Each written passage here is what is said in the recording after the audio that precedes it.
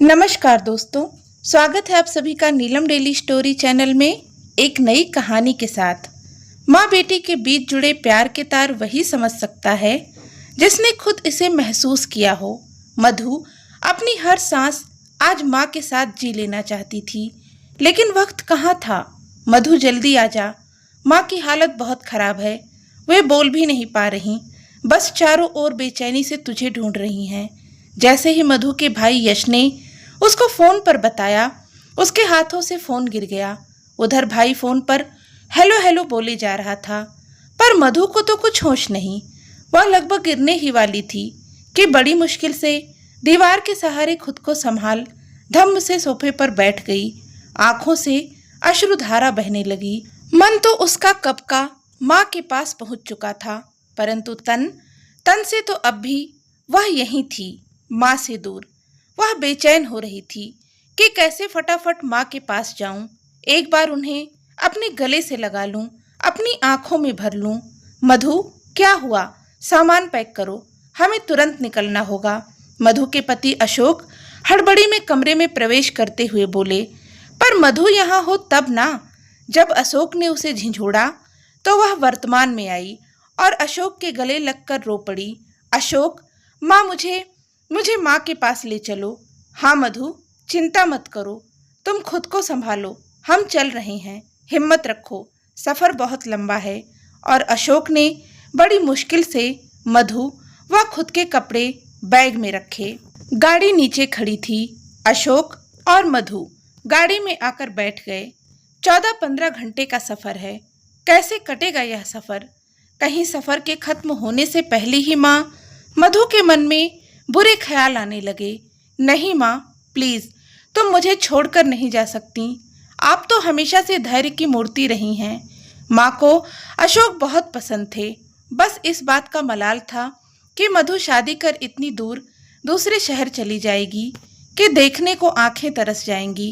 कभी कभी वे मधु से कहती भी थीं, बेटा डर लगता है, कहीं ये आंखें तुझे देखे बिना ही ना बंद हो जाएं। मधु इस बात पर माँ से रूठ जाती तो माँ उसे मनाते हुए कहती, अरे बेटा, मौत से कह दूंगी, मेरी लाडू को देखे बिना मैं न जाने वाली। मधु डर गई, कहीं उसकी माँ का डर सही ना हो जाए। वह घबरा कर मन ही मन बोली, माँ, आप तो हमेशा अपना वादा निभाती थीं, बस आज भी निभा देना। मधु ख्यालों में माँ से बात कर रही थी।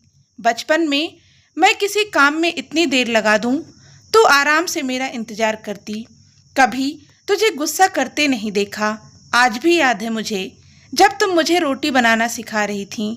कभी मैं आड़ी बनाती तो कभी तिरछी, और कभी कभी तो भारत का नक्शा। पर तूने कभी भी अपना धैर्य नहीं खोया। उतने ही प्यार और धैर्य से मुझे रोटी गोल बनाना सिखाया। तू इतने प्यार से मेरी चोटी बनाती और मुझे पसंद नहीं आती। मैं हर बार तेरी बनाई चोटी खोल देती, पर तू अपना धीरज न खोती और उतने ही प्यार से दोबारा से चोटी बनाती। पता नहीं कहाँ से इतना धीरज था। मैं तो छोटी छोटी बातों में बच्चों पर चिल्ला जाती हूँ। माँ, तू तो बहुत धीरज वाली है। जीवन के हर मोड़ पर हर पल मेरा साथ दिया, मेरा इंतजार किया। फिर आज भी तुझे धैर्य रखना पड़ेगा। माँ, मैं आ रही हूँ। नहीं, तू ऐसे नहीं जा सकती। नहीं माँ, नहीं। ख्यालों में गुम मधु के मुंह से निकला तो अशोक ने उससे पूछा, क्या हुआ, क्या बोल रही हो? मधु ख्यालों से बाहर आई। अशोक ने उसके आंसू पोंछे, उसे पानी पिलाया। तभी उसके मोबाइल पर भाई का फोन आया। मधु का दिल बहुत घबरा रहा था। क्यों आया फोन? कहीं कुछ? नहीं नहीं। अरे मधु, फोन उठाओ ना, अशोक ने कहा। तो मधु ने कातर नजरों से अशोक को देखा। अशोक उसकी मनोदशा समझ गया। अशोक ने फोन उठाया। उधर से भाई की आवाज आई, क्या हुआ जीजा जी, निकल गए आप लोग? हाँ यश, हम निकल गए। माँ कैसी हैं? वैसी ही हैं, बस मधु का इंतजार कर रही हैं। फोन स्पीकर पर था। यह सुनते ही मधु बोली, भैया मैं आ रही हूँ। तब तक माँ को कहते हुए मधु की आवाज रुंध गई। उससे आगे बोला न गया और वह अशोक के सीने में मुंह छुपाकर रोने लगी। जिस गति से गाड़ी भाग रही थी, मधु का दिमाग उससे तीव्र गति से अपनी माँ की यादों में भाग रहा था। जब से पापा इस दुनिया से गए तब से मधु और उसकी माँ सहेली बन गईं। 16 साल की ही तो थी जब उसके पापा नहीं रहे। तब से माँ को अकेले लड़ते देखा है। उनका अकेलापन, तन्हाई, उदासी मधु ने महसूस किया है। भले ही वह कुछ ना बोले, पर मधु से उनकी आंखों की उदासी छुप नहीं पाई। याद है उसे, अशोक से उसकी शादी भी आसान न थी। जब उसने घर पर बताया कि वह अशोक से शादी करना चाहती है तो सबने उसका विरोध किया। भाई, भाभी, नाते रिश्तेदार सब। कारण एक तो अशोक दूसरी जाति का था, फिर उस वक्त उसकी आर्थिक हालत भी ज्यादा अच्छी नहीं थी। पर मधु जाति धर्म के बंधन को नहीं मानती थी।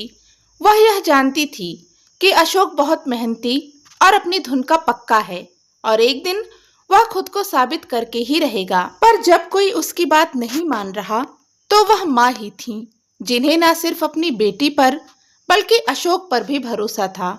वे जानती थीं कि उनकी बेटी कभी कोई गलत निर्णय नहीं लेगी। उन्हें अपने दिए संस्कारों पर ज्यादा भरोसा था या मधु पर, कहना मुश्किल था। और उन्होंने सबको अपना निर्णय सुना दिया कि मधु की शादी अशोक से ही होगी। माँ अपनी बेटी के निर्णय के समर्थन में सबके सामने चट्टान की भांति खड़ी थीं, पर बाहर दिखती इस चट्टान का भीतर का डर सिर्फ मधु ने देखा था। याद है, शादी से पहले माँ ने अपना डर अशोक के सामने जाहिर किया। बेटा, इसके पिता को गए कितने बरस हो गए, तब से अकेले संभाला है सब कुछ। एक अकेली औरत के हर निर्णय को समाज न कभी गंभीर लेता है, बल्कि उसे गलत साबित करने का मौका भी ढूंढता है। कहीं मेरे इस निर्णय को, माँ अशोक के सामने हाथ जोड़े खड़ी थीं। मधु माँ की हालत देख अपने निर्णय पर सोचने लगी कि कहीं वह कुछ गलत तो नहीं कर रही। पर उस वक्त अशोक ने माँ को यकीन दिलाया कि वह उसके भरोसे के लायक बनकर दिखाएगा, और वह माँ का ही विश्वास था। जिस अशोक को कोई अपनाने को तैयार न था, आज नाते रिश्तेदारों में उसका कितना सम्मान है। गाड़ी अपनी गति से भाग रही थी। वैसे तो लंबे सफर पर मधु को नींद आते देर नहीं लगती, पर आज उसकी आंखें कैसे बंद होती जब तक वह अपनी माँ को न देख ले। अशोक ने मधु के चेहरे पर बिखरे बालों को सही किया और उसके कंधे पर हाथ रखकर उसे हौसला दिया। इधर मधु अब भी अपने ख्यालों में ही गुम थी। शादी के बाद शुरू में तो नियमित रूप से माँ के पास महीना बिता कर आती, पर जैसे जैसे बच्चे बड़े हुए, जिम्मेदारी बढ़ी, माँ के पास जाना कम हो गया। माँ कितनी बार उलाहना देती, तेरे पास तो अब मेरे लिए समय नहीं, तो अपने बच्चों में व्यस्त हो गई, पर मैं किसके पास जाऊं। माँ के अनुरोध करने पर 2-4 दिन बिता कर आती। कई बार लगता भी, जिस माँ ने हमारे लिए सारी जिंदगी गुजार दी, उसके साथ रहने को 2 पल, 2 दिन का भी समय नहीं है। पर जिम्मेदारियों के आगे वह मन मसोस कर रह जाती। आज उसको लग रहा था, काश माँ कुछ दिन और, तो मैं उनको छोड़ूंगी नहीं, उनकी सारी शिकायत दूर कर दूंगी। सही है, हमारे पास जब कोई चीज होती है तब तक उसकी कद्र नहीं होती, और उसके ना होने पर ही उसकी कमी महसूस होती है। और फिर बस रह जाते हैं काश, बहुत सारे काश। आखिर गाड़ी मधु की माँ के घर के सामने रुक गई। एक अजीब सा सन्नाटा दिख रहा था आज यहाँ। मधु के मन में बुरे ख्याल आ रहे थे। कहीं माँ ने धीरज तो नहीं खो दिया? नहीं माँ, तुम ऐसे नहीं जा सकती। और मधु गाड़ी का दरवाजा खोल माँ के पास भागी। अंदर माँ पलंग पर लेटी हैं। मधु माँ के पास जाकर उनसे लिपट गई। माँ देखो, मैं आ गई माँ। माँ ने धीरे से आंखें खोली। आ गई बेटा, बड़ी देर लगा दी, बहुत इंतजार करवाया, पर अब और धीरज नहीं रख सकती। नहीं माँ, बस कुछ देर और दोनों माँ बेटी गले लगकर रोती रहीं। मधु मन ही मन सोच रही थी, सच माँ तो माँ है।